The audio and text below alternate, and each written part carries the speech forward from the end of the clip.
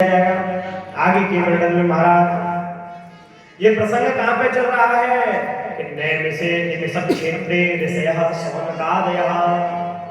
नैमिषारण्य में ये कथा चल रही थी तो उस समय शौनकादि ऋषि कहने लगे, बोले महाराज आपने बहुत अच्छी बात बताई, एक कुछ प्रश्न करने की इच्छा होती है, अगर आप कहें तो करें। बोले जरूर करिए। बोले मंदा सुमंद मतयो मंद भाग्या युवता कि घोर कलिकाल प्रारंभ होने जा रहा है, व्यक्ति का भाग्य भी मंद हो जाएगा, उसकी सोच भी मंद हो जाएगी, उसकी कार्य करने की शक्ति भी मंद हो जाएगी और उसकी आयु भी कम हो जाएगी। तो ऐसे समय में ऐसे कलयुग के प्राणियों के लिए कुछ बातें पूछना चाहते हैं।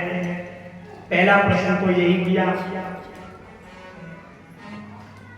कि छोटे से समय में, छोटी सी आयु में, क्षण मात्र के जीवन में ऐसा कौन सा साधन है, ऐसा कौन सा कर्म है, ऐसा कौन सा सत्कर्म है जो कम करने से ज्यादा फल की प्राप्ति हो।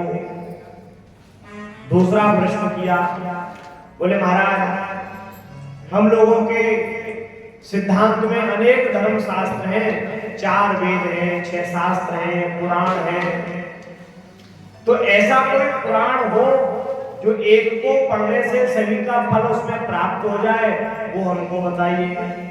तीसरा प्रश्न किया, बोले जहां तक शास्त्रों की बात है, कोई कहता है कि नारायण के इतने अवतार हुए और उनको अवतार लेने की जरूरत ही क्यों पड़ती है, वो तो अपने विचार से ही सब कुछ कर सकते हैं, तो फिर वो अवतार क्यों लेते हैं, और अवतार लेते हैं तो कितने अवतार लिए, ये हमको बताइए।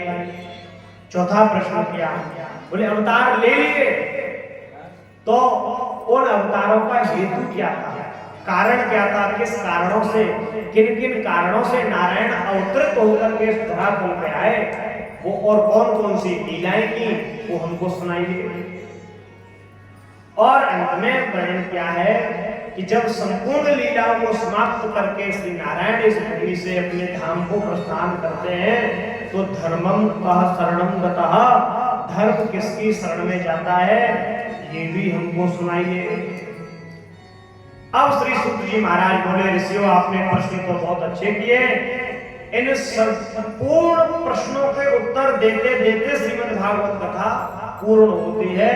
इन 6 प्रश्नों के उत्तर में ही संपूर्ण कथा का श्रवण श्री सूत जी महाराज ऋषियों को कराते हैं।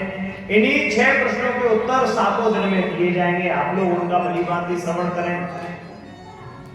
श्री सूत जी महाराज बोले, प्रश्न आपने उत्तम किए हैं, लेकिन हम इन प्रश्नों का उत्तर दें उससे पहले अपने गुरुदेव का हम ध्यान करेंगे, क्योंकि कोई भी कार्य करें तो जिसने वह कार्य सिखाया हो उसका स्मरण जरूर कर लेना चाहिए, कि जिससे हमने वो कार्य सीखा है अगर हम उसके प्रति सहानुभूति नहीं रखते हैं तो हम क्या कहलाएंगे, हम कपटी कहलाएंगे। तो श्री सूत जी महाराज बोले कि मैं पहले अपने गुरुदेव का ध्यान करूंगा और उसके बाद में आपके इन प्रश्नों का उत्तर दूंगा।